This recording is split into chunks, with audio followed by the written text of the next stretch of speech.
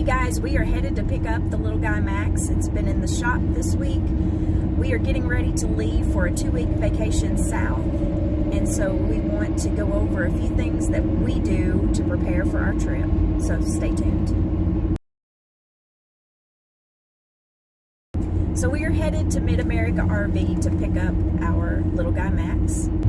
We purchased our little guy from Mid-America RV, and they have something that's kind of unusual for an RV dealership. They have a lifetime warranty. Well, part of that warranty requires that you get an inspection every year, and they check everything from the refrigerator to the wheels and brakes to all of your water systems, electrical systems. They check your roof for leaks, for seals that need to be replaced, etc. And so that's where it's been. We're on our way to pick it up and get ready for our trip.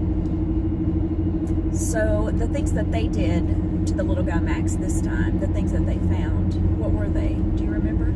So we had them pack the bearings. We'd had close to 20,000 miles on our Max, and so we had them repacked after 10, and so we just had them repacked again after 20,000 miles to get ready for this upcoming season. They did an inspection of our roof and found a couple of areas that needed to be resealed to prevent water damage and that kind of thing.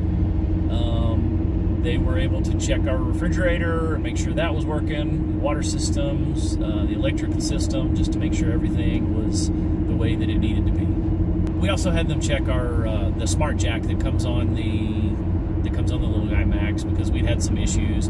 There had been some recalls on the smart jack in the past. Ours wasn't part of that recall, but we had the top plate where the buttons are was a little loose, had a little bit of moisture into there, and was causing us some problems. But again, it's under warranty, so they were able to replace that under warranty. So we just picked up the camper. We wanted to talk about another thing that we do.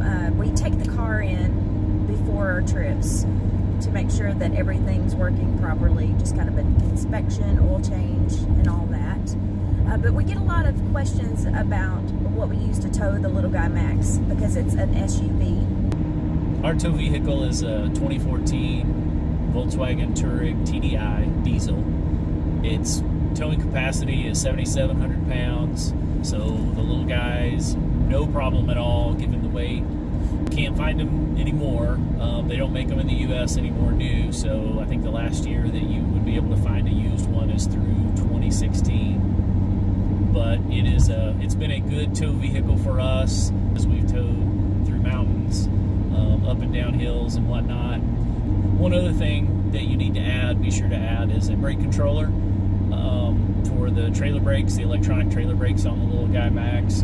For a Volkswagen, it's a little odd. I'll find a document that has the instructions on what you have to do to get the wiring harness correct and everything, and we'll link that in the video below. One other question we get asked often is whether or not we use a weight distribution hitch or a sway bar or both. We do use a sway bar. It's just a friction sway bar. It's a Reece friction sway bar that you can tighten up, basically, that prevents sway. We have never had any problem with sway on the road.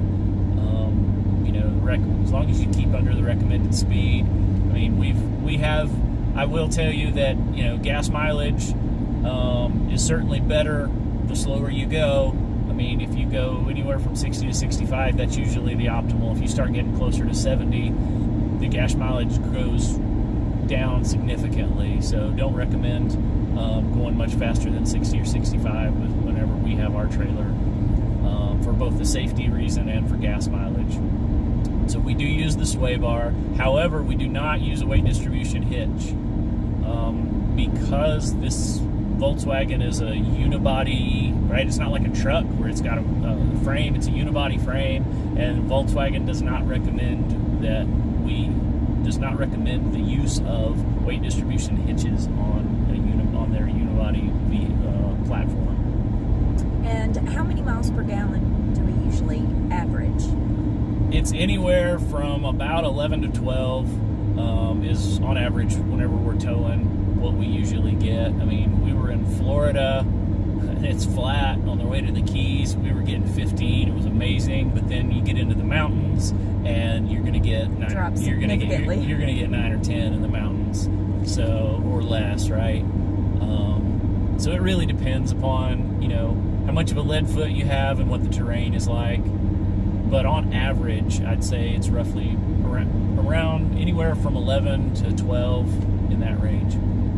Can you think of any negatives from having this as a tow vehicle? I mean, this was our first diesel and our first European car, so we never had a Volkswagen before. There are just odd things about it. Right? The car battery, not under the hood, it's under the front seat. Just oddball things about European cars, I guess, maybe, or just the fact that it's diesel. We weren't as familiar with the diesel exhaust fluid, the DEF fluid, to keep up with the DEF. We usually take some with us on trips. We do. Normally, under normal driving conditions, the tank on our Volkswagen Touareg says that yes, you'll need to refill your DEF at every oil change, which for the Touareg it's 10,000 miles because it's synthetic oil.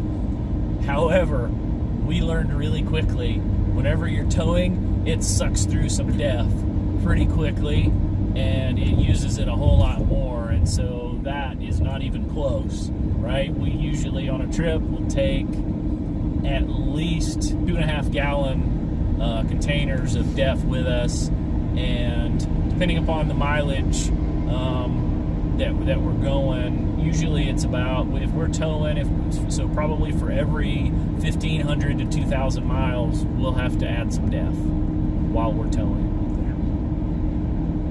Yeah. It's not hard to add, though. No, it's not hard to add. In this car, it's kind of odd, though. In most newer cars, it's in most newer diesel vehicles, you add it very near where you add gas, right? There's like two places to add things. In ours, it's actually in the back underneath the spare tire, though, so it's a little bit of a pain. All right, thanks for watching, and we hope that helps with some of the questions that we've been getting about the Volkswagen Touareg TDI and how we tow the little guy Max. So stay tuned as we finish our preparations for this first trip of 2020. If you have any more questions related to that or anything else you'd like to know about how we tow the little guy Max, just leave those in the comment box below and we will be sure to answer those. So thanks again for watching. And we'll see you on the road. Bye, guys.